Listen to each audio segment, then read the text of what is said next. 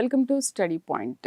గత 11 సంవత్సరాలుగా కోచింగ్ ఫీల్డ్లో ఒక డైరెక్టర్గా, మెంటర్గా, ఫ్యాకల్టీగా ఎన్నో సేవలు అందించి అండ్ సివిల్ సర్వీసెస్ అటు కాంపిటేటివ్ ఎగ్జామ్ కోచింగ్ సెంటర్స్లో కూడా ఎన్నో సేవలను అందించి చాలామంది ర్యాంకర్స్ని ప్రొడ్యూస్ చేసిన Takshashila IAS academy director Durgaprasad గారు మనతో పాటు ఉన్నారు. ఆయనతో మాట్లాడదాము. అండ్ రీసెంట్గా ఇప్పుడు యూపీఎస్సీ రిజల్ట్స్ కూడా 2 తెలుగు రాష్ట్రాల్లో రిలీజ్ అయ్యాయి. బట్ చాలా తక్కువగా వచ్చాయి అనేది అందరి అభిప్రాయం. మరి దుర్గాప్రసాద్ గారు అసలు దీని గురించి ఓవరాల్గా ఏమంటారో తెలుసుకుందాం. హలో అండి, నమస్తే, వెల్కమ్ టు అవర్ స్టూడియో. నమస్తే అండి. దుర్గాప్రసాద్ గారు, యూపీఎస్సీ రిజల్ట్స్ చూసుకుంటే ఈ 2 తెలుగు రాష్ట్రాల్లో కూడా ఈసారి రిజల్ట్స్ చాలా తక్కువగా వచ్చాయి. దీనికి స్పెషల్ రీజన్ ఏంటి అంటే ఇన్స్టిట్యూట్ లోపం అనుకోవచ్చా, లేకపోతే పిల్లలది కారణం అనుకోవచ్చా, లేకపోతే ఫ్యాకల్టీస్ కారణమా? దీంట్లో ఎవరిదంటే ఏం చెప్తారు? యూపీఎస్సీ రిజల్ట్స్లో తెలుగు వాళ్ళు కన్సిస్టెంట్గా చాలా ర్యాంక్స్ ప్రొడ్యూస్ చేశారు గత 10 సంవత్సరాలుగా చూసుకున్నా. బట్ ఈ సంవత్సరం కొంచెం నిరాశ అని చెప్పొచ్చు. ఎందుకంటే ఆల్మోస్ట్ టాప్ 200 ర్యాంక్స్లో 5-6 కూడా లేకపోవడం, ఏది ఆంధ్రప్రదేశ్ అండ్ తెలంగాణ కలిపి కూడా. అలాగే మనం ఒకసారి పాస్ట్ హిస్టరీ చూస్తే ఈ సంవత్సరం రిజల్ట్స్ చూసుకుంటే ఒక రకంగా నిరాశనే చెప్పొచ్చు. దీనికి కారణం ఇన్స్టిట్యూట్సా, లేకపోతే స్టూడెంట్స్ యొక్క ఫెయిల్యూరా, లేకపోతే ఏ రకంగా అనేది మనం ఒక డీటెయిల్డ్గా అనాలిసిస్ చేస్తేనే చెప్పగలం తప్ప కేవలం ఫెయిల్యూర్ ఒకళ్ళదే అని చెప్పేసి మనం నిందించలేం. ఇన్స్టిట్యూట్స్ పరంగా మీరు గత సంవత్సరాల్లో చూసినట్లయితే 2014, 15, 16 ఆ టైమ్స్లో ర్యాంక్స్ రాగానే స్టూడెంట్స్ని ఊరేగింపులు, పొజిషన్స్, ర్యాలీలు, గార్లాండ్స్ చాలా రకాలుగా ఒక బ్రాండింగ్ చేసేసి కోచింగ్ సెంటర్స్ బెనిఫిట్ అయ్యేవి. సో అది స్టూడెంట్స్కి అలవాటు చేయడం, అదొక ఎందుకంటే స్టూడెంట్స్కి సక్సెస్ని ఎంజాయ్ చేయడంలో అదొక పార్ట్గా భావించవచ్చు. కానీ దాన్ని ఒక ట్రెడిషన్గా భావించి ఒక మార్కెటింగ్ స్ట్రాటజీగా ఇన్స్టిట్యూట్స్ టర్న్ చేసే అనేది కొంచెం మనం ఆలోచించాలి. అసలు అది ఎందుకు జరిగింది ఏంటి? ఎందుకంటే ఆ రోజు అలా చేసిన వాళ్ళు ఎవరు ఈరోజు డీవియేట్ అయిపోయి కొంతమంది ఐఐటి నీట్ల సైడ్ వెళ్ళిపోయారు, ఆ కోచింగ్ సెంటర్స్, కొంతమంది స్కూలింగ్ సైడ్ వెళ్ళిపోయారు. ఈ మార్కెట్నంతా ఒక డైల్యూట్ చేసేసి, అంటే మనకి జనరల్గా ఒకప్పుడు ఢిల్లీ వెళ్ళాలి సివిల్ సర్వీసెస్ అనే ఒక సిస్టమ్ని మెల్లమెల్లగా హైదరాబాద్లో కూడా ఇన్ఫ్రాస్ట్రక్చర్ ఉంది, అలాగే మా అదర్ 2 టైర్ సిటీస్లో కూడా ఇన్ఫ్రాస్ట్రక్చర్, ఫ్యాకల్టీ అన్నీ డెవలప్ అవుతున్న ప్రాసెస్లో ఇటువంటి అటెంప్ట్స్, మార్కెటింగ్ అటెంప్ట్స్ ఏవైతే ఉన్నాయో, కేవలం యూట్యూబ్లో ఇంటర్వ్యూస్ చేసి 1 year కోచింగ్ తీసుకుంటే 1 year కష్టపడితే మీరు ఐఏఎస్ అయిపోవచ్చు అనే రకంగా పిల్లల్ని షార్ట్ కట్స్తో అట్రాక్ట్ చేసి చాలామంది థౌజండ్స్ ఆఫ్ మెంబర్స్ని బ్యాచెస్ జాయిన్ చేసి చేయడం వల్ల ఆల్మోస్ట్ పిల్లల్లో నిరాశ వచ్చేస్తుంది. ఎందుకంటే 1 yearలో సివిల్ సర్వీసెస్ సక్సెస్ అనేది జనరల్గా మనం ఎక్కడ చూడలేం. చాలా rarest of the rare cases first అటెంప్ట్లోనే సక్సెస్ అయ్యారు అని. ఎందుకంటే ఆ ఫస్ట్ అటెంప్ట్లో సక్సెస్ అయ్యే వాళ్ళు కూడా 1 year ప్రిపరేషన్ తవరు, ఒక 2-3 ఏళ్ళు పార్ట్ టైం ప్రిపరేషను, ఆ బేసిక్స్ ఫండమెంటల్స్ బాగుంటామో అలా ఉన్న స్టూడెంట్స్కి ఈ ప్రిపరేషన్ అనేది కొంచెం వాల్యూ ఎడిషన్ అయ్యి ఆప్షనల్ సబ్జెక్ట్లో కావచ్చు, వాళ్ళకున్న ప్రజెంటేషన్ స్కిల్స్ కావచ్చు, వాటి వల్ల బెనిఫిట్ అయ్యి సక్సెస్ రావడానికి అవి ఉపయోగపడతాయి తప్ప ఒక యావరేజ్ స్టూడెంటో, బిలో యావరేజ్ స్టూడెంటో వచ్చేసి 1 year కష్టపడితే సివిల్స్ అయిపోద్ది అటువంటి అడ్వర్టైజ్మెంట్స్ అనేవి చాలా పిల్లల్లో మిస్లీడ్ చేశాయి. అలాగే తెలుగు మీడియం స్టూడెంట్స్ని కూడా ఎక్కడో ఒక ర్యాంకర్కి all India 3rd rank Telugu medium వచ్చింది అని చెప్పి దాన్ని బ్రాండ్ చేసి దానివల్ల ఎంతోమంది తెలుగు మీడియం స్టూడెంట్స్ గత 10 ఏళ్ళలో మళ్ళీ తెలుగు మీడియం స్టూడెంట్స్ ఎక్కడా సరిగ్గా కనబడలేదు. ఈ సంవత్సరం మళ్ళీ ఒక ర్యాంకర్ వచ్చారు, మళ్ళీ తెలుగు మీడియం స్టూడెంట్స్ని బ్రాండింగ్ చేయడం మొదలుపెట్టారు. సో ప్రాపర్గా సివిల్ సర్వీసెస్ని ఈ ఫీల్డ్లో మన తెలుగు స్టూడెంట్స్ నుంచి బెటర్ అడ్మినిస్ట్రేటర్స్ రావాలి అనే ఒక నోబెల్ ఇంటెన్షన్ని ఈ మార్కెటింగ్ ఎక్కువైపోయి ఇన్స్టిట్యూషన్స్ వైడ్గా ఒక బిజినెస్ ప్లాట్ఫామ్ లాగా వచ్చేసి బయట నుంచి ఇన్వెస్ట్మెంట్స్ తీసుకొని ఈ ఫీల్డ్ని కూడా ఒక బిజినెస్ ప్లాట్ఫామ్లా చేయడం వల్ల చాలామంది స్టూడెంట్స్ మిస్లీడ్ అయ్యి ఈ పరిస్థితి మనం గమనించవచ్చు. ఎందుకంటే ఒకప్పుడు హైదరాబాద్కి కోచింగ్ వచ్చే వాళ్ళు కూడా ఈ మధ్యన బాగా తగ్గిపోయారు. మీరు చూసుకుంటే రిజల్ట్స్లో చాలామంది ఇంటర్వ్యూ గైడెన్స్ అనో లేకపోతే మెయిన్స్ టెస్ట్ సిరీస్ ఇక్కడ వరకే తప్ప అసలు కోచింగ్ ఒరిజినల్గా ప్రిలిమ్స్ కమ్ మెయిన్స్ ఎక్కడ తీసుకున్నా అంటే మ్యాక్సిమం వాళ్ళు ఉన్న ర్యాంకర్స్ అందరూ కూడా ఆల్రెడీ ఢిల్లీలో తీసుకున్న వాళ్ళే తప్ప. అందులోనూ ఈ సంవత్సరం సెలెక్ట్ అయిన తెలుగు ర్యాంకర్స్లో కూడా సగం మంది ఆల్రెడీ ఇంతకు ముందు ర్యాంక్స్ వచ్చిన వాళ్ళే, మళ్ళీ ఓకే. కొత్త వాళ్ళు కూడా తక్కువ. సో హుహు. ఎందుకు ఈ కారణం అనేది మనం ఇంకొంచెం నిశితంగా పరిశీలిస్తే డెఫినెట్గా ఫెయిల్యూర్స్ అనేవి ఇండివిజువల్ సైడ్ ఎంత ఉన్నాయి, అలాగే సిస్టమ్స్ ఈ సివిల్ సర్వీసెస్ అనే ప్లాట్ఫామ్లో కోచింగ్ సెంటర్స్ అలాగే రిసోర్స్ పర్సన్స్ వీళ్ళు ఎంతవరకు పిల్లలకి సపోర్ట్ చేయగలుగుతున్నారు, నిజంగా జెన్యున్గా చేయగలుగుతున్నారు, ఒక బిజినెస్ ఎంటిటీ అనేది కొంతవరకు చూసుకొని మిగతా సైడ్ ఎంతవరకు సొసైటీకి ఇస్తున్నారు అనే దాన్ని మనం గమనించాలి. అంటే ఇప్పుడు ఈ వచ్చిన రిజల్ట్స్ ప్రకారం చూస్తే ఓన్లీ ఈ 2 తెలుగు రాష్ట్రాల్లో కోచింగ్ తీసుకున్న వాళ్ళలో మాత్రమే ఈ రిజల్ట్స్ చాలా తక్కువగా ఉన్నాయంటారు. అంటే సివిల్ సర్వీసెస్లో ఈసారి 958 మెంబర్స్కి ర్యాంక్స్ వచ్చాయండి. కానీ ఎవరో ఒకరికి ఖచ్చితంగా ర్యాంక్స్ వస్తాయి, ఎందుకంటే 10 లక్షల మంది అప్లై చేశారు, 5 లక్షల మంది ఎగ్జామ్ రాశారు కాబట్టి ఖచ్చితంగా ఎవరో ఒకరికి వస్తుంది. బట్ ఒకప్పుడు all India first rank, all India third rank, కన్సిస్టెంట్గా మీరు లాస్ట్ 10-15 ఇయర్స్ చూడండి ఎంత మంచి రిజల్ట్స్, టాప్ 20లో మనకి 3-4 ర్యాంక్స్ ఉండేవి. ఇలాంటి పొజిషన్ నుంచి టాప్ 50లో ఒకటో రెండో అన్నట్టుగా ఇది 2 తెలుగు రాష్ట్రాలు కలిపి క్వాలిటీ పొజిషన్లో. క్వాంటిటీ 2 తగ్గిపోతున్నాయి సో దీంట్లో. అంటే ఇది మనం ఒకసారి అందరూ ఆలోచించాలండి, ఇది కేవలం ఒక్కలే ఆలోచించే టైప్ కాదు. ఎందుకంటే ఇక్కడ మనకి తెలుగు రాష్ట్రాల నుంచి ఈవెన్ మన దగ్గర నుంచి ఫ్యాకల్టీ అనేది చాలా ఎక్కువ అయ్యారు ఈ మధ్యలో. ఈవెన్ ఢిల్లీలో టాప్ ఇన్స్టిట్యూట్స్లో కూడా మన తెలుగు స్టేట్స్ నుంచి వెళ్ళిన ఫ్యాకల్టీయే అక్కడ టీచ్ చేస్తున్నారు. మరి అలాంటిది ఇక్కడ ఇక్కడ అంటే ఇన్ఫ్రాస్ట్రక్చర్ డెవలప్ చేయడంలో ఇన్స్టిట్యూట్స్ ఫెయిల్ అయ్యాయి. జనరల్గా ఏంటంటే మీరు గమనిస్తే ఒకప్పుడు స్ట్రీట్ లైట్ కింద కూర్చొని సక్సెస్ అయ్యారు అని చెప్పేసి మనం వింటూ ఉంటాం. విన్నాం చాలా. కానీ ఆ స్ట్రీట్ లైట్ కింద సక్సెస్ ఉంది కదా అని ఆ స్ట్రీట్ లైట్నే కొనసాగిస్తే రిజల్ట్స్ బాగుంటాయి అంటారా? ఇప్పుడు కాదు లేదు. కదా. సో ఇన్ఫ్రాస్ట్రక్చర్ సపోర్ట్ కూడా పెరగాలి. ఎందుకంటే ఫర్ ఎగ్జాంపుల్ చూస్తే మీరు ఒక స్టూడెంట్ కన్సిస్టెంట్గా ఒక సంవత్సరం పాటు ఎక్కడ కోచింగ్ తీసుకున్నాడు అనే క్రెడిట్ ఆ ఇన్స్టిట్యూట్కి వెళ్తుంది. సో అలాగా ఫర్ ఎగ్జాంపుల్ మీకు జామియా మిలియా జేఎంఐ ఇస్లామియా ఇన్స్టిట్యూట్ ఉంది. అందులో ఒకే ఇన్స్టిట్యూట్ నుంచి ఈ సంవత్సరం 38 ర్యాంక్స్ వచ్చాయి. సో అక్కడ ప్యూర్గా కేవలం ఇంటర్వ్యూ గైడెన్స్ అనో లేకపోతే సింపుల్ చిన్న చిన్న ప్రోగ్రామ్స్ తక్కువ, 1 year పాటు కోచింగ్ తీసుకున్న వాళ్ళే ఎక్కువ ఉంటారు. సో అంత క్రెడిబిలిటీని వాళ్ళు సంపాదించారు అంటే ఒక రెసిడెన్షియల్ ప్రోగ్రామ్, అది జేఎంఐఏ కాదు, అలాగే మీరు తమిళనాడు గవర్నమెంట్ స్కీమ్ పెట్టింది, దాని నుంచి 52 మెంబర్స్ రెసిడెన్షియల్ కోచింగ్ గవర్నమెంట్ అక్కడి నుంచి రిజల్ట్స్ వచ్చాయి. అలాగే ఫోరం ఐఏఎస్ రెసిడెన్షియల్ కోచింగ్ ఉంది. సో ఇలాగా ఇన్ఫ్రాస్ట్రక్చర్ డెవలప్మెంట్లో మనకి ఎక్కడ తెలుగు స్టేట్స్లో కనీసం ఒక స్టూడెంట్ ఉంటే స్టూడెంట్కి ఓవరాల్గా 360 degreesలో సపోర్ట్ నాకు ఇక్కడ దొరుకుతుంది అనేది మనకి ఎక్కడ కనబడదు. So what is the difference of Delhi and Hyderabad? అంటే జనరల్గా చూడండి, అంటే ప్లేయర్స్ రీజనల్ లాంగ్వేజ్లో ఎక్కువైపోవడం వల్ల, మార్కెటింగ్ అనేది ఎక్కువైపోవడం వల్ల, ఫర్ ఎగ్జాంపుల్ స్టూడెంట్ ఒక హైదరాబాద్లో 1 year లాంగ్ టర్మ్ కోచింగ్ అంటారు. 1 year కోచింగ్ తీసుకుంటే మీరు సివిల్స్ అయిపోవచ్చు అనే ఒక ఆశను కల్పిస్తారు. కానీ ఢిల్లీలో నార్త్లో మీరు ఎక్కడైనా చూస్తే ఈ ధోరణి ఉండదు. 1 year జిఎస్ ఫౌండేషన్ కోర్స్ అని మాత్రమే అంటారు. అంటే 1 year నీకు ఫౌండేషన్ వస్తుంది, దాని తర్వాత నువ్వు సక్సెస్ రావడానికి టైం పడుతుంది అనేది ఒక ఆలోచన ఇస్తారు. కానీ ఇక్కడ డిఫరెంట్ పిక్చర్ ఇస్తారు. సో స్టూడెంట్కి కూడా మనం అర్థమయ్యేటట్టు చెప్పాల్సింది, ఈ యూపీఎస్సీ ప్రిపరేషన్ అనేది లాట్ ఆఫ్ కన్స్ట్రెంట్స్ ఉంటాయి. స్టూడెంట్కి ఫైనాన్షియల్ స్టెబిలిటీ అవసరం, ఫ్యామిలీ నుంచి సపోర్ట్ అవసరం, తన సొంతంగా కూడా డెడికేటెడ్గా సిన్సియారిటీతో ప్రిపేర్ అవ్వడం అవసరం, ఆ పర్సివరెన్స్ ఉండాలి. అంతేగాని 1-2 yearsలో ఎవరో చెప్పారు, ఎవరికో వచ్చింది, నాకు కూడా వచ్చేస్తుందని షార్ట్ కట్స్ ఫాలో అయిపోతాను అని అనుకుంటే ఖచ్చితంగా నిరాశ ఎదురయ్యే పరిస్థితులు ఎక్కువ ఉంటాయి. సో ఫస్ట్ అటెంప్ట్లో సక్సెస్ అనేది అందరూ ఆశిస్తారు. కానీ ఇంత హ్యూజ్ కాంపిటీషన్లో మనతో పాటు ఎగ్జామ్ రాసే వాళ్ళు, మన సీనియర్స్, సూపర్ సీనియర్స్, వాళ్ళు 3-4-5 years 6 years నుంచి చదువుతున్న వాళ్ళు, అప్పుడప్పుడు మనకి క్లాసెస్ చెప్తున్న ఫ్యాకల్టీ కూడా మనతో పాటు ఎగ్జామ్ రాస్తూ ఉంటారు.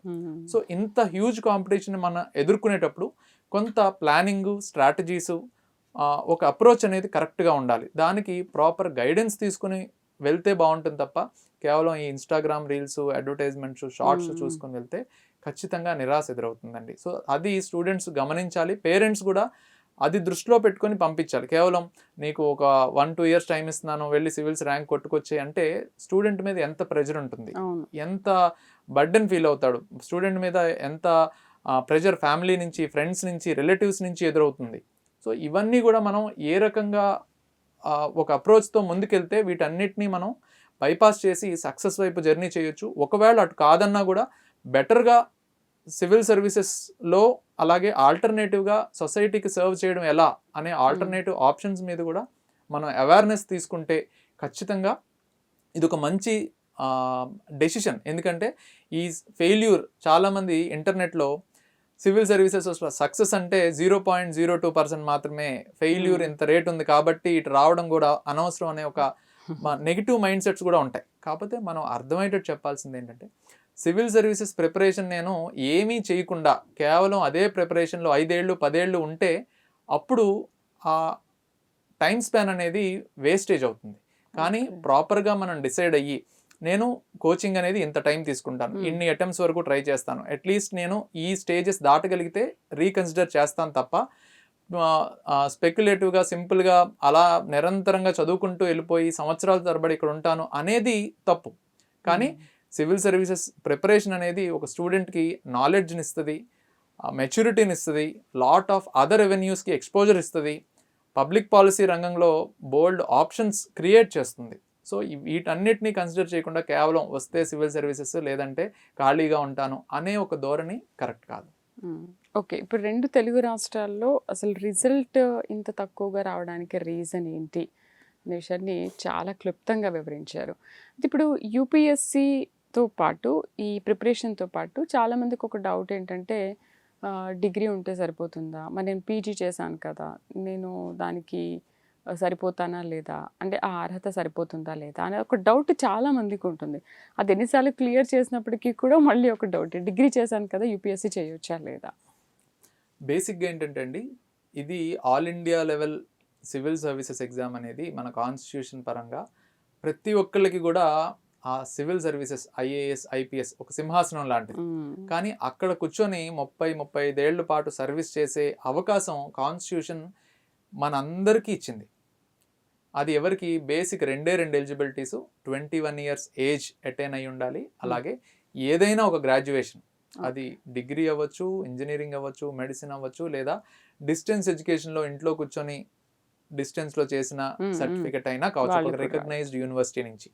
సో అలా చేసిన వాళ్ళందరూ కూడా ఈ సివిల్ సర్వీసెస్ ఎగ్జామ్కి అర్హులే, ఎగ్జామ్ రాయటానికి. సో అలా రాస్తూ సివిల్ సర్వీసెస్ మోడ్లోనే ప్రిపేర్ అయ్యి డిస్టెన్స్ ఎడ్యుకేషన్లో డిగ్రీ చేసి 2-3 సంవత్సరాలు దీని మీద కూర్చొని సక్సెస్ అయిన వాళ్ళు కూడా ఎగ్జాంపుల్స్ కూడా ఉన్నాయి.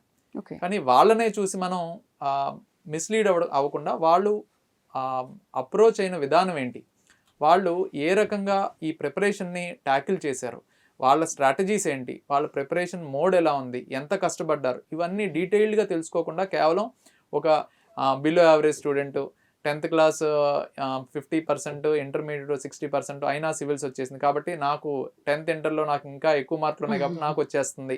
సో ఇటువంటి కంపారిజన్స్ అంటే సూపర్ఫిషియల్గా పైన డెప్త్లో ఆలోచించకుండా తీసుకునే డెసిషన్స్ అనేది కరెక్ట్ కాదు. మనకు ఒక ప్రాపర్ గైడెన్స్ కావాలి, మెంటర్షిప్ కావాలి. ఈ ఫీల్డ్లో ఎక్కువ కాలం ఎవరైతే ఈ ఫీల్డ్లో ఎంతోమందిని చూసుంటారో వాళ్ళ దగ్గరికి వెళ్ళి కన్సల్ట్ చేసి సజెషన్ తీసుకొని అడ్వైస్ తీసుకొని అప్పుడు ప్రిపరేషన్లోకి అడుగు పెడితే డెఫినెట్గా వాళ్ళు ఒక మంచి ప్లేస్లో ల్యాండ్ అవ్వడం అనేది జరుగుతుంది. ఎందుకంటే సివిల్ సర్వీసెస్ అనేది నాట్ ఓన్లీ అక్కడ నేర్చుకున్న సిలబస్ కేవలం సివిల్ సర్వీసెస్ ఎగ్జామ్కే కాదు, స్టేట్ అండ్ సెంట్రల్ గవర్నమెంట్లో మెనీ అదర్ కాంపిటేటివ్ ఎగ్జామ్స్, అలాగే మన గ్రూప్ 1 గ్రూప్ 2 అదర్ ఎగ్జామ్స్ కూడా ఉపయోగపడుతుంది. సెంట్రల్ గవర్నమెంట్లో స్టాఫ్ సెలక్షన్ కమిషనో, ఇంటెలిజెన్స్ బ్యూరోనో, assistant commandants in CAPF central armed police ఫోర్సెస్లో, ఇలా RBI, NABARD, CB, lot of exams ఉంటాయి. సో అడ్మినిస్ట్రేటివ్ క్యాడర్లో. సో వీటన్నిటిని కూడా దృష్టిలో పెట్టుకొని ఒక ప్రాపర్ ప్లానింగ్తో వెళ్తే ఇది ఒక మంచి ఆప్షన్ కెరియర్ సెటిల్మెంట్కి. చాలామంది దీన్ని కంపేర్ చేసి రాకపోతే ఏం చేస్తారు, ఇలా రకరకాలుగా మాట్లాడతారు. ఇది ఒక డౌట్ నాకు, అంటే డిగ్రీ చేస్తే యూపీఎస్సీ చేయొద్దు, డిగ్రీ చేసిన వాళ్ళకి యూపీఎస్సీ చేయడం పనికిరాదు, ఇలాంటి కొన్ని కామెంట్స్ వస్తుంటాయి కదా, మీ విశ్లేషణ ఏంటి దీనిపైన? అంటే సాధారణంగా మనకి మీడియాలో కొంచెం నెగిటివ్ రిపోర్టింగ్ అనేది జరుగుతుందండి. ఎందుకంటామంటే ఒక క్లారిటీ, నార్త్ ఇండియాలోనో సౌత్ ఇండియాలోనో సివిల్స్ కంపేర్ చేస్తే నార్త్కి ఎక్కువ ర్యాంక్స్ వస్తాయా, సౌత్కి ఎక్కువ ర్యాంక్స్ వస్తాయంటే మీరు ఏం చెప్తారు? నార్త్కి ఎక్కువ వస్తాయంట. ఎందుకు? కోచింగ్ కానీ ఇదంతా బాగుంటుంది, ఫ్యాకల్టీస్ బాగుంటారు అని చెప్పి. అని నేనేమంటా అంటే Hmm. ఫ్యాకల్టీ అక్కడైనా ఈ ఇంటర్నెట్ ఎక్కడైనా. రెవల్యూషన్ వచ్చిన తర్వాత ఫ్యాకల్టీ అక్కడ ఇక్కడ ప్రతి చోట అందుబాటులో ఉన్నారండి. ఫ్యాకల్టీకి అసలు ఎక్కడ ప్రాబ్లం లేదు. బ్రెత్ లేదు. మనం గమనించాల్సింది సౌత్లో ఉండేది, సౌత్ ఇండియా అంటే మనం కంపేర్ చేసేది కేవలం మహారాష్ట్ర, కర్ణాటక, ఆంధ్ర, తమిళనాడు, కేరళ, ఆంధ్ర, తెలంగాణ ఈ 6 స్టేట్స్ మాత్రమే మనం చూస్తాం. నార్త్ ఇండియా అంటే ఆల్మోస్ట్ హిందీ మాట్లాడే ప్రతి స్టేట్ ని మనం నార్త్ ఇండియానే అంటాం. సో ఆల్మోస్ట్ 23 స్టేట్స్ ఉంటాయి. సో 23 స్టేట్స్ లో వాళ్ళకి ఎక్కువ ర్యాంక్స్ వస్తాయా, ఈ 6 స్టేట్స్ లో వాళ్ళకి ఎక్కువ ర్యాంక్స్ వస్తాయా చెప్పండి. అక్కడ ఉన్న వాళ్ళకి ఎక్కువ వస్తాయి. అంతే కదా, 26 స్టేట్స్ తో మనం 6 స్టేట్స్ ఎలా కంపేర్ చేస్తాం? అవును, మనం ఐఏఎస్ ఐపీఎస్ నేమ్స్ చూస్తే కూడా చాలా డిఫరెంట్ గా ఉంటాయి. అందరూ వాళ్ళే ఉంటారు. 23 స్టేట్స్ వాళ్ళు ఉంటారు కాబట్టి మనకు అలా అనిపిస్తుంది. మన తెలుగు వాళ్ళు ఎంతమంది? ఇప్పుడు 958 మెంబర్స్ లో మన తెలుగు వాళ్ళు 30-40 మంది ఉంటారు మహా అయితే. ఎందుకు మనకు వాళ్ళకు అసలు తేడా ఏంటి? మన వాళ్ళు ఎందుకు ర్యాంక్ కొట్టలేకపోతున్నారు? మన వాళ్ళు కొడతారు, ఖచ్చితంగా కొట్టి ఉన్నారు. బట్ మన వేకెన్సీస్ ఫిల్లింగ్ అనేది ప్రతి స్టేట్ కి సంబంధించి ప్రతి స్టేట్ కాంట్రిబ్యూషన్ ఉంటుంది. అంతేగాని ఇక్కడే ఒక ఎంతో మంది తెలుగు స్టేట్స్ లో ఆల్రెడీ సర్వీస్ లో సెలెక్ట్ అయిన వాళ్ళు, రిటైర్ అయిన వాళ్ళు కోచింగ్, మరి ఇక్కడ నుంచే ఒక 200-300 ఎందుకు రాలేదు ఒకేసారి? ఇక్కడ చదివే వాళ్ళు లేరా? బట్ అలా కాదు. ఆ స్కేలింగ్ లో ఆల్ ఇండియా ప్రతి స్టేట్ యొక్క రిప్రజెంటేషన్ ఉండటానికి అవకాశం ఉంటుంది, రిజర్వేషన్ స్ట్రక్చర్ ఉంటుంది, వేకెన్సీస్ బట్టి ఆ ఫిల్లింగ్ అనేది ఉంటుంది. అంతే, కేవలం నార్త్ సౌత్ ఇలా కాదు. అలాగే ఇంజనీరింగ్ వాళ్ళు ఎక్కువ ఉంటారు, ఆర్ట్స్ ఎక్కువ ఉంటారు అంటే మీరు ఏం చెప్తారు? ఇంజనీరింగ్ వాళ్ళు ఎక్కువ ఉంటారు, వీళ్ళకి చాలా ఇంట్రెస్ట్. ఇది చదివిన తర్వాత ఉద్యోగాలు రావు కాబట్టి సరే అటువైపు వెళ్దామని అనుకుని చాలా మంది అలా వెళ్తూ ఉంటారు కదా. లేదు, నేనేం చెప్తా అంటే ఆర్ట్స్, మీరు నార్త్ లో చూస్తే ఆర్ట్స్ బ్యాక్గ్రౌండ్ వాళ్ళు కూడా ఎక్కువ మంది ఈ సర్వీసెస్ లో ఉన్నారు. సౌత్ లో చూస్తే ఇంజనీరింగ్ వాళ్ళు ఎక్కువ ఉంటారు. ఎందుకు ఈ డిఫరెన్స్ అంటే, మీరు ఇందాక చెప్పాను కదా, 23 రాష్ట్రాల్లో ఎన్నైతే ఇంజనీరింగ్ కాలేజెస్ ఉంటాయో ప్రొపోర్షనేట్ గా దానికన్నా ఎక్కువ ఇంజనీరింగ్ కాలేజెస్ మన సౌత్ ఈ 6 స్టేట్స్ లో ఉంటాయి. సో నార్త్ లో ఈ ఇంజనీరింగ్ యొక్క ఈ ఎక్స్పోజర్ అనేది చాలా తక్కువ. మన సౌత్ లో మెజారిటీ ఆర్ట్స్ అనేది ఆల్మోస్ట్ నెగ్లిజిబుల్ అయిపోయింది. సో నార్త్ లో చూడండి, ఎక్కడెక్కడి నుంచో నార్త్ ఈస్ట్ నుంచి, అటు కాశ్మీర్ నుంచి, ఇటు గుజరాత్, ఇక్కడి నుంచి కూడా వెళ్ళి ఢిల్లీ యూనివర్సిటీ, జేఎన్యూ ఇలా టాప్ మోస్ట్ డిగ్రీ కాలేజ్ లో జాయిన్ అవుతారు. సో ఆ ఆర్ట్స్ కి ఆ ప్రియారిటీ ఉంది, ఇంపార్టెన్స్ ఉంది. మన సౌత్ లో ఆర్ట్స్ అంటే అనవసరం, ముందు ఇంజనీరింగ్ అలా డైల్యూట్ చేసేసారు. సో ఆ మోడ్లో ఏంటంటే, ఇక్కడ మన తెలుగు వాళ్ళు మాక్సిమం అందరూ అన్ని ఇంజనీరింగ్ కాలేజ్లే కాబట్టి డిగ్రీ ఎవరు చదువుకున్నా అందరూ ఇంజనీరింగే చదువుతున్నారు. సో సివిల్స్ వెళ్ళాలనుకునే వాళ్ళు ఆటోమేటిక్ ఇంజనీరింగ్ బ్యాక్గ్రౌండే ఉంటుంది, ఎందుకంటే బాగా చదివే వాళ్ళు వెళ్తారు కాబట్టి. ఇక్కడ మిగిలిపోయిన డిగ్రీ వాళ్ళు ఎవరు? బాగా చదివిన వాళ్ళు, మ్యాథ్స్ అంటే ఇంట్రెస్ట్ లేని వాళ్ళు, లేదా నాకు మ్యాథ్స్ అంటే భయం, ఏదో పాస్ అయితే చాలు అనుకునే వాళ్ళు. సో బాగా చదివే వాళ్ళు మాక్సిమం మనం సైన్సెస్ సైడ్ డ్రైవ్ చేసేసాం. సో సివిల్స్ రాసే వాళ్ళు బేసిక్ క్వాలిఫికేషన్ ఇంజనీరింగ్ ఉంటుంది. మీరు మైక్ పట్టుకొని ర్యాంక్ వచ్చిన 10 మంది దగ్గరికి వెళ్తే 10 మందిలో 9 మంది ఇంజనీరింగ్ వాళ్ళే ఉంటారు. సో ఇక్కడ లోకల్ మీడియాకి ఏమనిపిస్తుంది? ఇంజనీరింగ్ వాళ్ళకే ర్యాంక్స్ ఎక్కువ వస్తున్నాయి అనిపిస్తుంది, ఎందుకంటే వీళ్ళు నార్త్ అవగాహన ఉండదు కదా. కరెక్ట్. సో ఇలాగా ఈ రిపోర్టింగ్ లో కూడా చాలా మీరు గమనిస్తే ఈ ఇయర్ ఆల్ ఇండియా ర్యాంక్స్ వచ్చాయి. టాప్ 5 ర్యాంక్స్ తీసుకోండి. First ranker MBBS background, second rank triple electrical and electronics engineering, Tamil Nadu నుంచి అమ్మాయి. మిగతా 3 డిగ్రీ వాళ్ళు, బీకామ్, బిఏ, బిఏఎల్ఎల్ ఈ బ్యాక్గ్రౌండ్ వాళ్ళు. మరి ఇప్పుడు ఏమనాలి? సివిల్స్ రాయాలంటే ఫస్ట్ ర్యాంక్ ని బేస్ గా తీసుకొని మీరు బైపీసీ తీసుకొని ఎంబీబీఎస్ చేసే రండి అనాలా, లేకపోతే ఇంజనీరింగ్ చేసి రండి అనాలా, లేకపోతే ఆర్ట్స్ రండి అనాలా? సో మనం ప్రాపర్ గా డీటెయిల్డ్ గా అనాలిసిస్ చేసుకుంటే సివిల్ సర్వీసెస్ కి బ్యాక్గ్రౌండ్ కి సంబంధం ఎంత అనేది మనం క్యాలిక్యులేట్ చేయాలి. నేనేం చెప్తాను అంటే, ఒకసారి మీరు ప్రాపర్ లాస్ట్ 15 years రిజల్ట్స్ చూసుకుంటే, ఇంజనీరింగ్ తీసుకున్న వాళ్ళు, మెడిసిన్ తీసుకున్న వాళ్ళు, ఈ ఫీల్డ్ లో సక్సెస్ అయిన వాళ్ళ ఏజ్ చూడండి, ఆల్మోస్ట్ 26 నుంచి 30 ఉంటుంది. అలాగే డిగ్రీ తీసుకున్న వాళ్ళలో మెజారిటీ ఏజ్ చూడండి 21 నుంచి 26 లోపు ఉంటుంది. సో మీకు అక్కడ ఏంటంటే, ఆర్ట్స్ తీసుకున్న వాళ్ళు ఆల్రెడీ 16, 17, 18 అప్పటి నుంచి కూడా వాళ్ళకి అవగాహన ఉంటుంది, బేసిక్స్ ఉంటాయి కాబట్టి వాళ్ళు ఎగ్జామ్ రాసే టైం కంటే 21, 22కి ఎగ్జామ్ రాయడం మొదలు పెడతారు. సో అప్పుడు సక్సెస్ రేట్ అనేది వాళ్ళు 25లో అచీవ్ చేయడానికి, అటైన్ అవ్వడానికి ఈజీగా ఉంటుంది. అదే ఇంజనీరింగ్ చేసిన వాళ్ళు 21, 22కి బయటకు వస్తారు, పాస్ అవుట్ అయ్యి, అప్పుడు మొదలు పెడతారు 0 నుంచి. వాళ్ళు చదివిన ఇంజనీరింగ్ ఏది ఇక్కడ ఉపయోగపడదు. మళ్ళీ మళ్ళీ జీరో నుంచి స్టార్ట్ చేసి 22, 23, 24, 25 నుంచి first attempt, second attempt, third అటెంప్ట్లో, ఫోర్త్ అటెంప్ట్లోనే సక్సెస్ అవుతారు. వాళ్ళ ఏజ్ అప్పటికి 28, 29, 30లో ఉంటుంది. సో మీరు మెజారిటీ ఒక 10% ఎక్సెప్షన్స్ తీసి పక్కకు పెడితే మెజారిటీ వాళ్ళు ఈ ఏజ్ గ్రూప్స్లోనే ఉంటారు. సో మీరు ఎర్లీగా సక్సెస్ అవుదాం అనుకుంటారా, లేట్గా అవుదాం అనుకుంటారా? ఎర్లీగా అవ్వాలి అనుకున్న పిల్లలు వాళ్ళ పేరెంట్స్ ముందుగానే ఒక గోల్ డిసైడ్ చేసుకొని ఆ వేలోనే, ఆ ప్రాపర్ వేలోనే పంపించాలి. అలా అని వేల మంది వెళ్ళిపోతే ఇందులో సక్సెస్ ఉంటుందని మనం చెప్పలేం. బట్ ఏంటంటే ఇప్పుడు ఈ ఇయర్ మీరు చూస్తే ఫర్ ఎగ్జాంపుల్ తెలుగు రాష్ట్రాల్లో, ఆంధ్రప్రదేశ్లో పర్టికులర్గా ఒక 5,26,000 మెంబర్స్ ఎంతో ఇంటర్మీడియట్ సెకండ్ ఇయర్ పాస్ అయ్యారు. అందులో 3,29,000 మెంబర్స్ మాత్రమే ఎంపీసీ, 96,000 మెంబర్స్ బైపీసీ. మిగతా ఎంఈసీ, ఆర్ట్స్, సిఈసి, హెచ్ఈసి అన్నీ కలిపితే ఒక 90,000 మంది ఉన్నారు. ఇంతమందిలో డిగ్రీతో పాటు నేను సివిల్ సర్వీసెస్ చదువుతాను, లేకపోతే నా సివిల్స్ గోల్ తీసుకుని చదివేది మహా అయితే ఒక 500-600 మంది ఉంటారు. వీళ్ళు ఇంజనీరింగో మెడిసినో కాదు అని, ఐ మీన్ వాటికి ఇది ఆల్టర్నేట్ అని కాదు, ప్యాషన్తో ఇటు వస్తుంటారు. నేను సర్వీస్ చేయాలి సొసైటీకి, బెటర్ నా కెరియర్ని నేను ఆర్ట్స్లో చూసుకుందాం అనుకుంటున్నాను, నాకు సోషల్ స్టడీస్ ఇంట్రెస్ట్ అనుకునే వాళ్ళు. అంటే ఈ ఇంటర్మీడియట్ పాస్ అయిన 5,30,000 మందిలో వీళ్ళ పర్సంటేజ్ ఎంతండి? లెస్ దాన్ 0.5% కదా. వాళ్ళని కూడా మనం ప్రాపర్గా ఎంకరేజ్ చేయకూడదా? వాళ్ళకి ప్రాపర్ రిసోర్సెస్, ఒక ప్లాట్ఫామ్స్ క్రియేట్ చేయాలి కదా. సొసైటీగా మనం ఎలా, ఇక్కడ కదా మనం ఫెయిల్ అయ్యేది. వాళ్ళని కూడా ఇది వేస్ట్, మీరు ఇంజనీరింగ్ వెళ్ళిపోండి అని డ్రైవ్ చేస్తే మనకి నెక్స్ట్ జనరేషన్లో సొసైటీకి నిజంగా సర్వీస్ చేసే వాళ్ళు ఎవరుంటారు? అంటే ఇక్కడ ఇది పేరెంట్స్ మిస్టేక్ అంటారా? అంటే సిస్టమ్స్ ఇప్పుడు కెరియర్ గైడెన్స్ అనేది ప్రాపర్గా లేకపోవడం వల్ల, అలాగే ఇన్ఫ్రాస్ట్రక్చర్ ఇక్కడ డెవలప్ అవ్వకపోవడానికి గల కారణం కార్పొరేట్ ఇన్స్టిట్యూషన్స్. 10th క్లాస్ అయిపోయిన వెంటనే ప్రతి ఒక్కరిని అందరినీ ఎంపీసీ సైడ్ డ్రైవ్ చేసేయడం.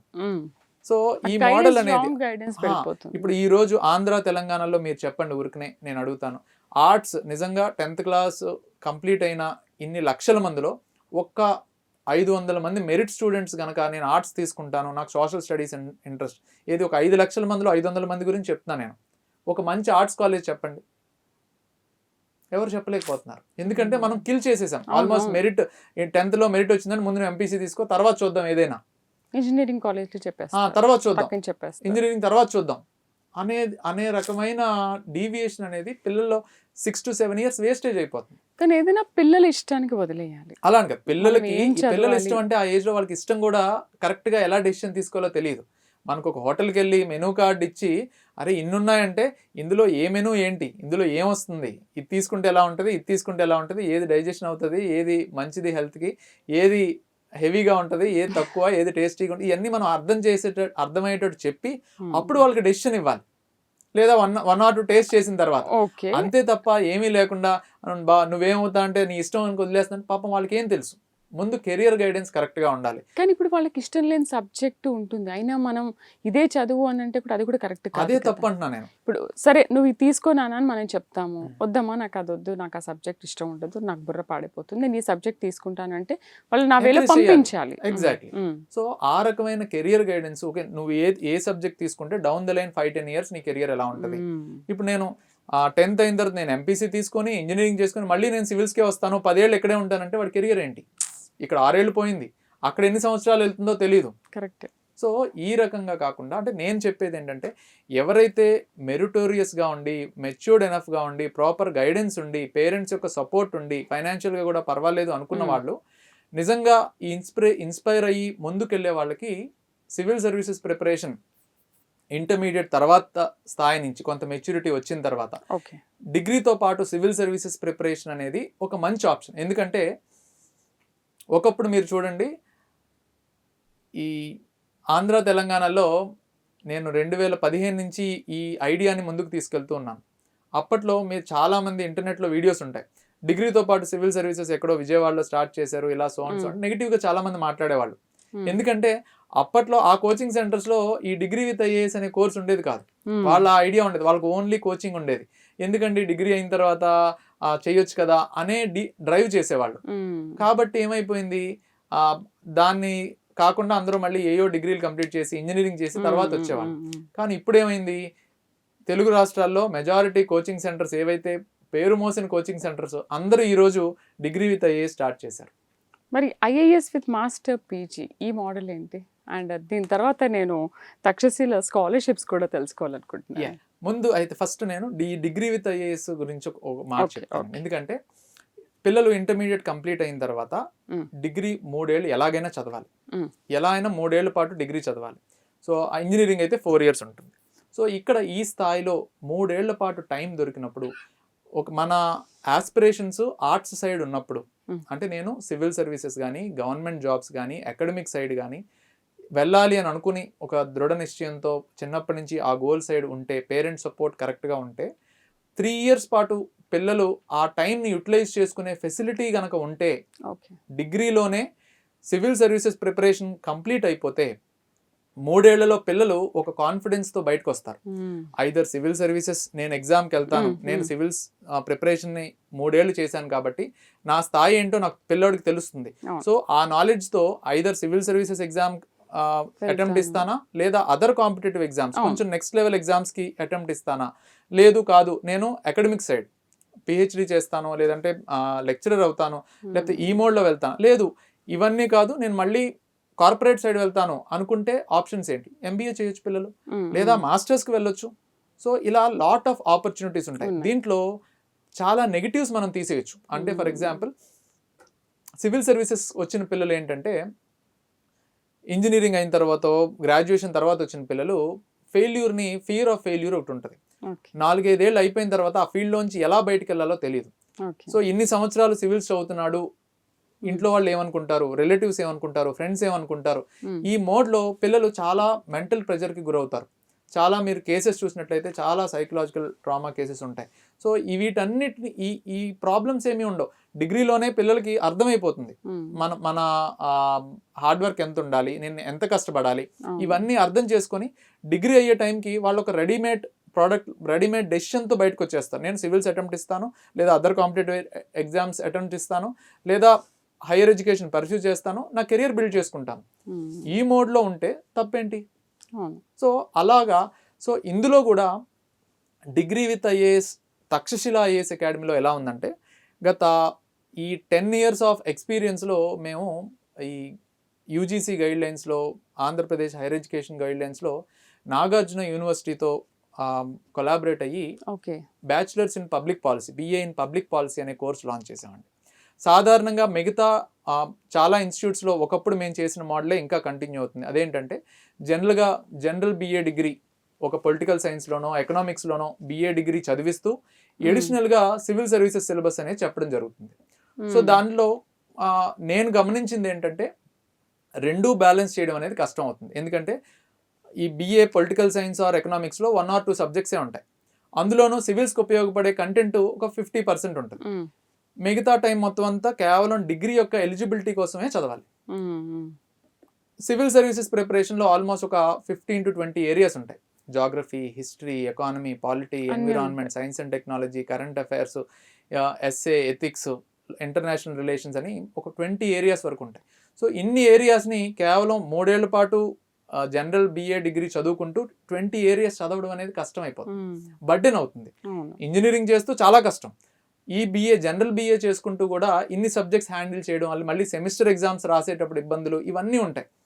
సో వీటన్నిటిని దృష్టిలో పెట్టుకొని పిల్లలకి ఆ టైంని ప్రాపర్గా యూటిలైజ్ అయ్యేటట్టు తక్షశిల ఐఏఎస్ అకాడమీ కరికులం ఎలా డిజైన్ చేశారంటే, ఈ 20 సబ్జెక్టులు కూడా డిగ్రీలోనే ఉంటాయి. ఈ bachelors in public policy, BA public పాలసీలో సివిల్స్లో ఉండే 100% సిలబస్ వాళ్ళు డిగ్రీలోనే చదువుతారు.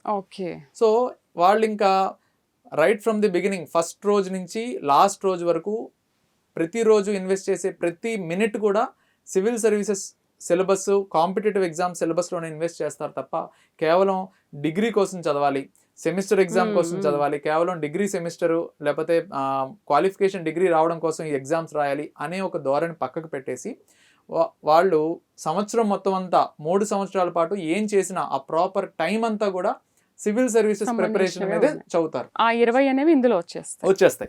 సో ఆ కరికులం సౌత్ ఇండియాలో నాగార్జున యూనివర్సిటీ దగ్గర మాత్రమే ఉంది. సో దానివల్ల బెనిఫిట్స్ పిల్లలకి ఏంటంటే ప్రాపర్ టైం ఉంటుంది. డిగ్రీ కోసం ఇంక సెపరేట్గా ఏం చదవక్కర్లేదు, ఇవే చదువుతారు. సో మిగిలిన టైం అంతా బర్డెన్ పిల్లలు కూడా ఉండదు బర్డెన్ ఉండదు. 3-4 సార్లు ఈ సివిల్ సర్వీసెస్ సిలబస్ని 3 to 4 టైమ్స్ రివైజ్ చేయడానికి టైం దొరుకుతుంది. స్కిల్ డెవలప్మెంట్ యాక్టివిటీస్ జరుగుతాయి. అలాగే వ్యాస్ట్ ఇన్ఫ్రాస్ట్రక్చర్ అందుబాటులో ఉంటుంది. ఇది ఒక రెసిడెన్షియల్ ప్రోగ్రామ్ అవడం వల్ల హాస్టల్ కావచ్చు, అలాగే గ్రౌండ్ కావచ్చు, స్పోర్ట్స్ కావచ్చు, జిమ్ కావచ్చు, అలాగే ఇండోర్ స్టేడియంస్ కావచ్చు, లైబ్రరీ ఫెసిలిటీ కావచ్చు, అలాగే seminar accessibility, national and international seminars కావచ్చు వేరియస్ ఫీల్డ్స్లో, అలాగే NCC or NSS sports, university sports, ఇలా లాట్ ఆఫ్ బెనిఫిట్స్. ఒక క్యాంపస్ లైఫ్ 360 డిగ్రీస్లో పిల్లలకి అందుబాటులో ఉండటం, సివిల్ సర్వీసెస్ ప్రిపరేషన్నే 3-4 సార్లు చదవటం ఈ 3-4 ఇయర్స్లో, ఇన్ని బెనిఫిట్స్ ఉండటం వల్ల ఈ degree with IAS in public policy అనేది బెనిఫిట్ అవుతుంది. అయితే నేను విన్నది ఒకటి ఏంటంటే తక్షశిలలో హాస్టల్ ఫ్రీ అని విన్నాను. అంటే కోచింగ్ ఎక్కడైనా ఫ్రీ ఉంటుంది కానీ హాస్టల్ ఫ్రీ అంటే హాస్టల్ ఫ్రీ ఒక్కొక్క పిల్లోడిని ఇంత బర్డెన్ చేయాలంటే కష్టం కదా. అలా అని కాదు, అంటే హాస్టల్ ఫ్రీ అనేది తక్షశిల మెరిట్ స్కాలర్షిప్స్ కింద ఓకే 950 మార్క్స్ ఇంటర్మీడియట్ లో ఎవరికైనా ఎక్కువ వస్తే వాళ్ళకి 3 years పాటు రెసిడెన్షియల్ ఫెసిలిటీ, హాస్టల్, ఫుడ్ అనేది మేము ఫ్రీగా ఇవ్వడం. ఎందుకంటే మీరు చెప్పింది అది, జనరల్ గా కోచింగ్ సెంటర్స్ లో ఫ్రీ కోచింగ్ అనేది ఒక మార్కెటింగ్ స్ట్రాటజీ. మా దగ్గర ఒక 50 మంది ఉంటే ఇంకో 10 మందికి చైర్లు వేసి కూర్చోబెట్టడం అనేది ఈజీ. బట్ హాస్టల్ ఇవ్వడం అంటే వాళ్ళకి food, accommodation, space, everything provide చేయడం లిమిటెడ్ రిసోర్సెస్, అది అందరూ చేయలేరు. అందుకనే చాలా కోచింగ్ సెంటర్స్ ఓన్లీ కోచింగ్ పెడితే తప్ప డిగ్రీ విత్ ఐఏఎస్ అనేది చాలా ఇన్ఫ్రాస్ట్రక్చర్ కావాలి. స్టూడెంట్ని రౌండ్ ద క్లాక్ మానిటర్ చేసుకోవాలి, రౌండ్ ద క్లాక్ వాళ్ళని ఆ పర్సనాలిటీని మౌల్డ్ చేసుకుంటూ వాళ్ళ కెరియర్ని మౌల్డ్ చేయాలి. కాబట్టి వ్యాస్ట్ ఇన్ఫ్రాస్ట్రక్చర్ కావాలి. సో అది చేయగలిగింది చాలా తక్కువ మంది. సో అందుకని అందులో తక్షశిల ఐఏఎస్ అకాడమీ ఒక బెటర్ ప్లాట్ఫామ్ని స్టూడెంట్స్కి క్రియేట్ చేయడం. ఈ స్కాలర్షిప్స్ కూడా ఇంటర్మీడియట్లో ఎవరైతే మెరిట్ వాళ్ళు వచ్చి, ఎందుకంటే ఇంజనీరింగ్కో మెడిసిన్కో ఇది ఆల్టర్నేట్ కాదండి. బట్ ఎవరైతే నా కెరియర్ని ప్యాషన్తో ఆర్ట్ సైడ్ మౌల్డ్ చేసుకోవాలి అని అనుకుంటున్నారో వాళ్ళకి ఇది బెటర్ ఆపర్చునిటీ, వాళ్ళకి ఇది అందుబాటులో ఉండాలి ఈ కోర్సు అన్న ఉద్దేశంతో తక్షశిల మేనేజ్మెంట్, డైరెక్టర్స్ అందరూ కలిసి ఈ హాస్టల్ ఫ్రీ ప్రోగ్రామ్ అనేది లాంచ్ చేయడం జరిగింది. అగైన్ మై లాస్ట్ డౌట్, ఎందుకు తక్షశిలనే చూస్ చేసుకోవాలి? ఇన్ని క్వాలిటీస్ ఉన్నాయి కాబట్టి. అంటే we are striving for better things అండి. అంటే లైక్ తక్షశిల స్టార్ట్ చేసినప్పటి నుంచి ఈ రోజు గత 10 ఏళ్ళలో కూడా మేము ఎక్కడ డీవియేట్ అవ్వాలి. కేవలం మా ఫోకస్ అంతా తెలుగు స్టూడెంట్స్ ఇక్కడ నుంచి ర్యాంక్స్ ప్రొడ్యూస్ చేయాలి. అలాగే తక్షశిలలో మళ్ళీ గ్రూప్ 2 కోచింగ్ అనో లేకపోతే అదర్ కోచింగ్స్ అనో ఈ కోచింగ్స్ అని డీవియేట్ చేయకుండా కన్సిస్టెంట్గా ఇదే ప్లాట్ఫామ్లో సివిల్స్కి డెడికేట్ అయ్యి వచ్చే వాళ్ళందరికీ 100% అన్ని రిసోర్సెస్ ప్రొవైడ్ చేయాలన్న ఉద్దేశంతో మేము ముందుకెళ్ళాం. అదే ప్రాసెస్లో ఎవరైతే ఏదైనా డిగ్రీ కంప్లీట్ చేసుకొని వచ్చారో, ఇంజనీరింగ్ కావచ్చు, మెడిసిన్ కావచ్చు, జనరల్ డిగ్రీ కావచ్చు, ఆల్రెడీ డిగ్రీ కంప్లీట్ అయిపోయిన వాళ్ళు ఏంటంటే జనరల్గా చెప్తూ ఉంటారు చాలామంది, లైక్ సివిల్ సర్వీసెస్ కోచింగ్ తీసుకుంటూ మెనీ కోచింగ్ సెంటర్సే మీరు ఏదైనా పీజీ డిస్టెన్స్లో చేయండి, అది మీకు ఆప్షనల్ సబ్జెక్ట్కో లేకపోతే క్వాలిఫికేషన్కో ఉపయోగపడుతుంది అని. బట్ తక్షశిల ఆలోచించిన విధానం ఏంటంటే స్టూడెంట్ ఎటు లేదన్నా కంపల్సరీ ప్రిపరేషన్లో ఒక 2 సంవత్సరాలు మినిమం కూర్చోవాలి. 2 తర్వాత వాళ్ళ ఇది బట్టి ఉంటుంది, కానీ మినిమం 2 సంవత్సరాలు అయితే కంపల్సరీ. 1 సంవత్సరం కోచింగ్కి అయిపోతుంది, సిలబస్ కవర్ చేయడానికి అయిపోతుంది. 2వ సంవత్సరం ఆ సిలబస్ని ఫైన్ ట్యూన్ చేసుకొని వాళ్ళు టెస్ట్ సిరీస్లు రాసి పర్ఫెక్ట్ అవ్వడానికి మినిమం 2 years టైం అయితే పడుతుంది. ఆ 2 yearsలో తక్షశిల ఏం చేసిందంటే పబ్లిక్ పాలసీ అనే డొమైన్ని, అంటే ఈ పబ్లిక్ పాలసీ డొమైన్ని కంబైన్ చేసి ఒక రెగ్యులర్ డిగ్రీ, ఒక రెసిడెన్షియల్ ప్రోగ్రామ్ని స్టార్ట్ చేసి ఒక రెగ్యులర్ డిగ్రీని ఆ సివిల్స్ కోచింగ్ తీసుకోవడానికి యాడ్ చేసి ఐఏఎస్ ప్రిపరేషన్ విత్ మాస్టర్స్ అనే ప్రోగ్రామ్ లాంచ్ చేశాం. సో దీనివల్ల ఏంటంటే స్టూడెంట్ కోచింగ్ జాయిన్ అవుతారు. జాయిన్ అయిన తర్వాత వాళ్ళు సివిల్స్ ప్రిపరేషన్ 1 year తీసుకుంటూనే వాళ్ళ first year PG diploma in public policy complete అయిపోతుంది. సెకండ్ ఇయర్ వాళ్ళు పబ్లిక్ పాలసీ డొమైన్లో మాస్టర్స్ కంప్లీట్ చేస్తారు. సివిల్ సర్వీసెస్ పర్ఫెక్ట్గా మెంటరింగ్తో పాటు పర్ఫెక్ట్ అవ్వడం జరుగుతుంది. సో బై దెన్ వాళ్ళు 3rd year వచ్చేసరికి వాళ్ళు సివిల్ సర్వీసెస్ అటెంప్ట్ బాగా ఇవ్వడం జరుగుతుంది. ఒకవేళ ఆల్టర్నేటివ్గా వాళ్ళు పబ్లిక్ పాలసీ డొమైన్లో స్టేట్ అండ్ సెంట్రల్ గవర్నమెంట్లో కావచ్చు, నేషనల్ అండ్ ఇంటర్నేషనల్ ఇన్స్టిట్యూషన్స్, అలాగే లైక్ వరల్డ్ బ్యాంక్లో కావచ్చు, యునైటెడ్ నేషన్స్ ఆర్గనైజేషన్లో కావచ్చు, lot of public policy think ట్యాంక్స్లో కావచ్చు, గవర్నమెంట్ ఆర్గనైజేషన్స్లో కావచ్చు, వీళ్ళు 2 ఏళ్ళు చదువుకొని సివిల్ సర్వీసెస్ ప్రిపరేషన్లో నేర్చుకున్న కంటెంట్తో పాటు వాళ్ళ సర్టిఫికేషన్ కూడా వాళ్ళకి ఉపయోగపడేటట్టు ఈ పబ్లిక్ పాలసీ డొమైన్లో వాళ్ళని స్ట్రెంగ్తెన్ చేయడం జరుగుతుంది. కాకపోతే ఇది మేము ఏదైతే ఫ్రీ హాస్టల్ అని చెప్పామో, ఇది హాస్టల్ అంటే వేల మందికి ఇవ్వలేం. సో అందుకని ఇది లిమిటెడ్ సీట్స్ మాత్రమే ఉంటాయి. ఓన్లీ 60 సీట్స్కి మాత్రమే. ఎవరైతే డెడికేటెడ్గా నేను అన్ని ఫెసిలిటీస్తో under single roof civil services preparation pursue చేయాలనుకుంటున్నానో, ఆల్ ఇండియాలో జామియా ఇస్లామియా జేఎంఐలో కావచ్చు, అలా రెసిడెన్షియల్ కోచింగ్లో రిజల్ట్స్ బాగున్నాయని వాళ్ళు స్టడీ చేసి అలాంటి ఫెసిలిటీస్, ఐ మీన్ హాస్టల్ అంటే కేవలం హాస్టల్ కాదు, వాళ్ళకి రీడింగ్ రూమ్ కావచ్చు, లైబ్రరీ కావచ్చు, 24/7 ఫ్యాకల్టీ సపోర్ట్ కావచ్చు, అలాగే పియర్ గ్రూప్ బాగా చదువుకునే వాళ్ళం మా అందరి మధ్యలో కూర్చొని ఒక గ్రూప్ స్టడీ కావచ్చు, అలాగే morning gym exercise ground facilities కావచ్చు, అలాగే మంచి రిసోర్స్ పర్సన్స్తో ఢిల్లీ అండ్ హైదరాబాద్ అలాగే వేరియస్ ప్రొఫెసర్స్తో ఎక్స్పోజర్ కావచ్చు. ఇలాంటి అన్ని ఫెసిలిటీస్తో ఈ Takshashila IAS coaching with masters అనే ప్రోగ్రామ్ లాంచ్ చేయడం జరిగింది. సో ఇంట్రెస్ట్ ఉన్నవాళ్ళు, బేసిక్గా ఇది మెరిటోరియస్ క్యాండిడేట్స్కి హాస్టల్ సీట్స్ తొందరగా ఫిల్ అయిపోతాయండి, because we have only 60 seats. So interest ఉన్న వాళ్ళు, మీ బ్రాంచెస్ ఎక్కడ? ఇది ఈ programme degree with IAS in public policy and IAS with masters in public policy విజయవాడలో మాత్రమే ఉంది.